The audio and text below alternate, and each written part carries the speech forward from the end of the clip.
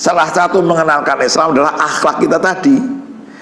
Akhlak itu akan membangun kepercayaan. Kalau udah percaya, baru diajak kita kenalkan Islam pelan-pelan dengan berbagai cara. Karena kita itu kadang-kadang dakwah hanya sebatas di ruangan begini.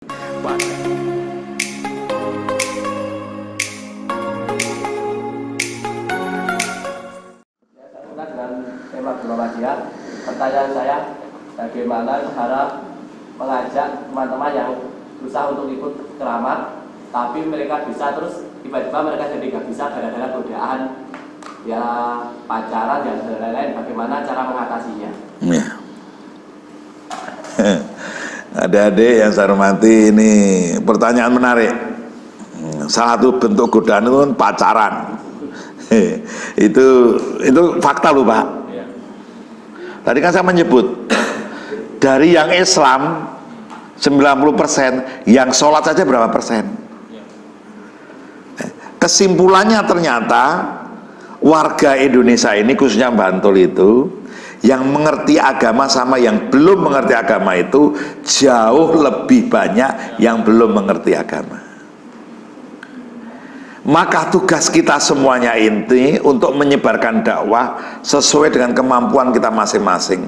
Asal dalam bingkai jamaah, insya Allah kita aman. Itu yang paling pokok yang disadari. Jadi mbak-mbak, adik-adik, kerja dakwah kita itu masih apa Ibu? Masih berat. Yang sholat saja dengan yang tidak sholat lebih banyak yang tidak sholat. Itu urusan yang paling pokok. Belum mengajak mereka, anak-anak muda, untuk datang ke pengajian. Wong Islam saja nggak tertarik, apalagi pengajian. Jadi salah satu tahapan awal adalah mengenalkan Islam pada mereka. Baru nanti suatu saat mereka akan tertarik pada pengajian. Sekarang kalau kita mau jujur pada masing-masing, pernah nggak kita ini mengenalkan Islam sama teman kita? Kalau mau jujur, 1, 2, 3, 4, 5, 6, 7, 8, 9. Pernahkah kita itu menjelaskan Islam kepada teman kita? Islam itu gini loh, dan sebagainya. Baru bermuhammadiyah itu gini loh, yuk ngaji yuk, dan sebagainya. Mbok sampai jungkir balik mau diajak ngaji kalau dia belum mengenal ajaran Islam. Lu mau ngaji itu kan karena Anda kenal Islam, karena ngertinya bahwa pentingnya ngaji itu karena mengenal Islam dulu. Maka kenalkan Islam pada mereka. Tidak harus dengan kajian yang sangat berat, tidak. Salah satu mengenalkan Islam adalah akhlak kita tadi. Akhlak itu akan membangun kepercayaan. Kalau udah percaya, baru diajak kita kenalkan Islam pelan-pelan dengan berbagai cara. Karena kita itu kadang-kadang dakwah hanya sebatas di ruangan begini. Padahal kumpulan penggemar burung merpati itu juga perlu didakwahi. Bayangkan, setiap kelurahan ada, betul nggak? Itu satu penggemar burung merpati itu yang pakai kotak terus ada itu coba berapa pengikutnya itu? Siapa yang pernah dakwah pada mereka? Setiap kelurahan ada, kali sebantul. Berarti penggemar burung merpati saja itu mungkin puluhan ribu di Bantul. Coba siapa yang dakwahi mereka? Terus penggemar apalagi Vespa mania itu siapa? Saya pernah ketemu anak muda yang nabrak Ustadz Ridwan Furqoni. Kenal itu Ustadz Ridwan Furqoni kan? Nah, ini kisah nyata dari Ustadz Ridwan. Ada truk atau engkel ya, itu nabrak Ustadz Ridwan Furqoni. Ya, nabrak Ustadz Ridwan Furqoni, kemudian ya diminta pertanggungjawaban. Terus sopirnya itu nggak mau bertanggung jawab. Adiknya sopir yang kemudian bilang, itu kakaknya itu murtad. Nah, orang nggak tanggung jawab, seenaknya saja Pak, gitu loh. Terus sampai cerita pada kakaknya itu murtad gara-gara ikut Vespa mania.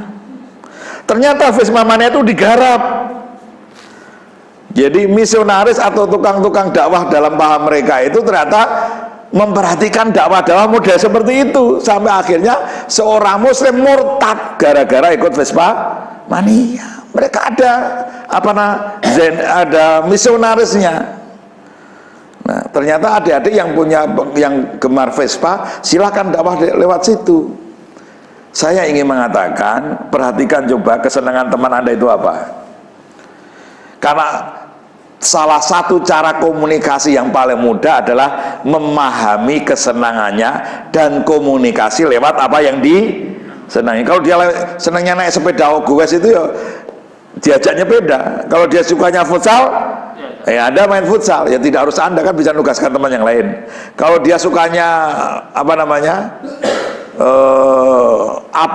cari teman yang memang ahlinya di situ, sehingga akan tumbuh kepercayaan. Itu yang pertama adalah mengenalkan Islam. Kedua, komunikasi lewat sesuatu yang paling mudah untuk menyentuh hatinya, yaitu lewat kesenangannya. Tapi kesenangannya judi Pak Jamal, ya jangan ikut judi.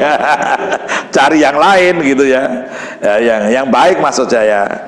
Terus yang ketiga, teman-teman yang saya hormati, buat kegiatan-kegiatan yang mereka bisa hadir, tidak harus dalam bentuk pengajian. Misalnya contoh, Nitian Ranting itu sukses pendekatan dakwah anak muda lewat kokam. Karena satu ranting nitian itu kokamnya hampir 300. Bagaimana mereka mengenalkan Islam lewat kokam. Ternyata anak-anak kokam nitian itu cocok dengan kokam, seneng gitu loh. Maka dakwahnya masuk di situ. Saya baru pulang dari Aji Barang Banyumas di Pandansari. Warga situ rata-rata senang kesenian. Ya.